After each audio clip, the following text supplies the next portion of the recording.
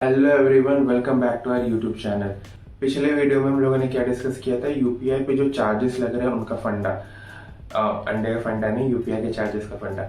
तो यहाँ पे हम लोग क्या डिस्कस करेंगे? यहाँ पे हम लोग डिस्कस करेंगे कि जो भी क्वेश्चन आंसर है या जो भी छोटी छोटी चीजें जो हम वहाँ पे कवर नहीं कर पाए थे वो हम यहाँ पे कवर अप करेंगे।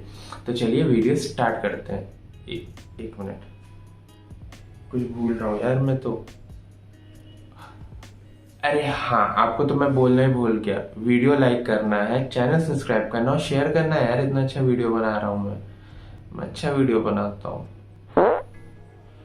प्रोडक्शन क्वालिटी बस थोड़ी खराब है, वीडियोस अच्छे हैं। देख रहे हो, लाइट फ्लिकर हो जाता है। ठीक है, तो वीडियो स्टार्ट करते हैं। पहला क्वेश्चन होगा, तो पहला क्वेश्चन है कि वॉलेट लोड करने पे भी कोई चार्जेस देने पड़ेंगे क्या? तो इसका आंसर हाँ है और ना भी है। हाँ ना कैसे? जैसे पिछले वीडियो में ऑलरेडी डिस्कस कर लिया था कि वॉलेट लोड करने पे जो अमेजोन, मान लो आप अमेजोन पे वॉलेट लोड कर रहे हो और अमेजोन मतलब पे जहाँ पे वॉलेट में पैसे आ रहे हैं वो आपके में भी बैंक ऑफ बड़ौदा के अकाउंट से आ रहे हैं। तो अमेजोन को बैंक ऑफ बड़ौदा को पैसे देने पड़ेंगे अगर वॉलेट लोड 2000 से ज्यादा का है तो 0.15% का उसे वॉलेट लोड चार्जेस देना पड़ेगा। दूसरा क्वेश्चन है, क्या वॉलेट से क्यूआर स्कैन करके पेमेंट करते वक्त पैसे देने पड़ेंगे? तो इसका आंसर है हाँ, देने पड़ेंगे।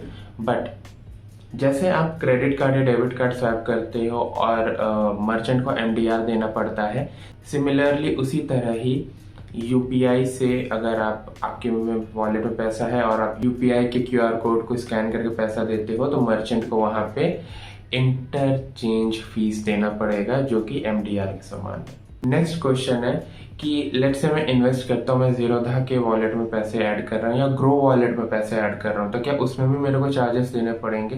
क्योंकि वहां पे तो इन्वेस्ट करने का जो अमाउंट होता है वो तो 2000 से अक्सर ज्यादा ही होता है।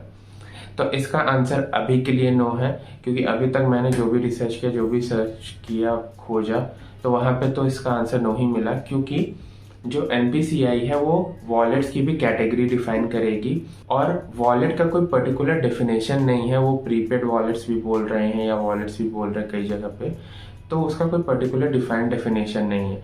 और अगर आप ग्रो पे डायरेक्ट ऐड करते हो पैसे और वहां से इन्वेस्ट करते हो या जीरोधा पे करते हो तो ये टेक्निकली वॉलेट नहीं है, क्योंकि यहाँ पे आप आप पीयर टू पीयर लोगों को पैसे नहीं भेज रहे हो या किसी दूसरे काम के लिए नहीं कर रहे हो, सिर्फ एक ही चीज है, यूज है जहाँ पे वो आ रहा है।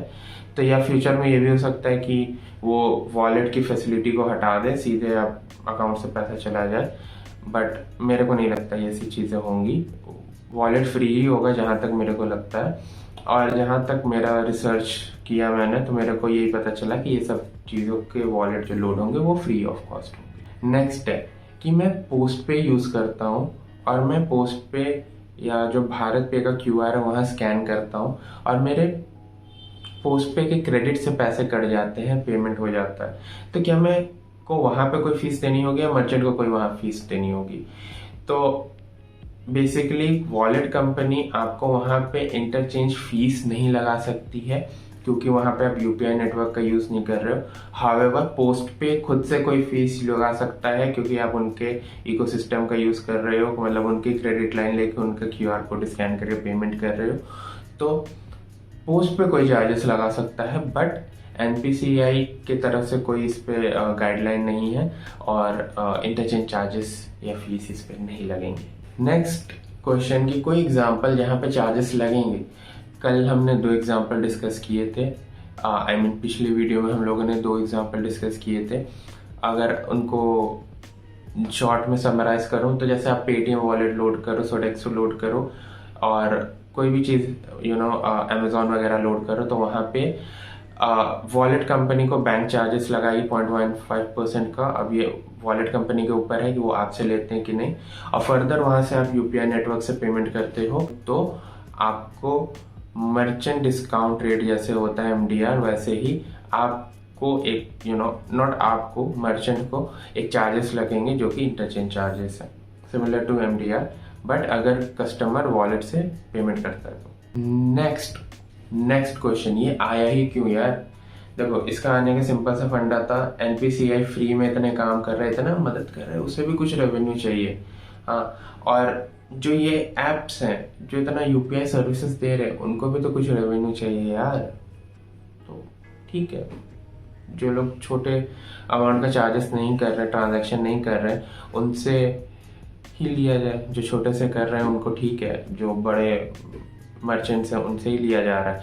और बेसिकली अगर देखा जाए तो बड़े मर्चेंट वैसे ही क्रेडिट कार्ड डेबिट कार्ड पे एमडीआर एडजस्ट करते हैं, तो इस पे भी कर ही सकते हैं आई गेस। लेकिन मेरे को नहीं पता इन फ्यूचर लॉन्ग रन में कैसा रिस्पॉन्स आएगा, बट हाँ, ये एक पॉसिबल आउटकम है, पॉसिबल रीजन है कि क्यों इसको लाया गया। तो इससे फायदा किसको होगा? तो अल्टीमेटली फायदा होगा जिसका क्यूआर स्कैन किया जा रहा है। जैसे आप क्रेडिट कार्ड या डेबिट कार्ड से पेमेंट करते हो, तो वहाँ पे पेमेंट गेटवे आते हैं, फिर आपके पेमेंट प्रोसेसर कंपनियां आती हैं, वो सारे लोग अपना अपना कट लेके चले जाते हैं। फिर जो लास्ट में जो रिसीविंग बैंक होता है उसको सबसे ज़्यादा मोटा फायदा होता है। तो यहाँ पे भी जो रिसीविंग क्यूआर कोड वाली कंपनी होगी जिसका क्यूआर लगा होगा उसको ज़्यादा फायदा होगा, या जो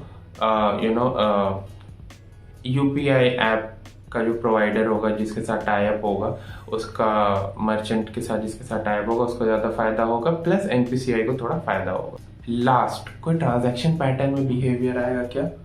तो मेरे को नहीं लगता कि कोई ट्रांजैक्शन पैटर्न में एज सच कोई चेंजेस आएगा या ट्रांजैक्शन बिहेवियर में कोई चेंजेस होगा। बट एक चीज़ ध्यान देने वाली है, अगर कोई जो छोटा मर्चेंट है या जो आप कह सकते हो कि जो उतना बड़े रुपए का यूपीआई ट्रांजैक्शन नहीं करता है, जिसका वॉल्यूम ज़्यादा नहीं है, तो वो एक बार को कह सकता है कि भाई ये देख ले जो पेमेंट कर रहा है ना, तो वो ध्यान रखियो डायरेक्ट हो जाए अकाउंट से, ऐप के थ्रू मत करियो, सॉरी वॉलेट के थ्रू मत करियो। तो वॉलेट के थ्रू करोगे तो उसका चार्जेस लगेगा, वरना नहीं लगेगा।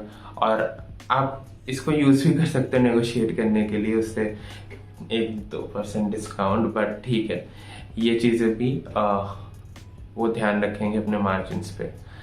तो यही था आज का वीडियो, यहाँ पे रैप अप करते हैं सारे क्वेश्चंस को, क्योंकि और ज़्यादा क्वेश्चन मैं खोज नहीं पाया और मैं जिन्होंने पूछा उनके पास इतने क्वेश्चंस थे, तो टॉपिक ही खत्म हो गया ना। तो मिलते हैं फिर आपसे अगली वीडियो में। तब तक के लिए क्या करना है, तब तक के लिए दूसरी चीज़ें सीखते रहो। बाय।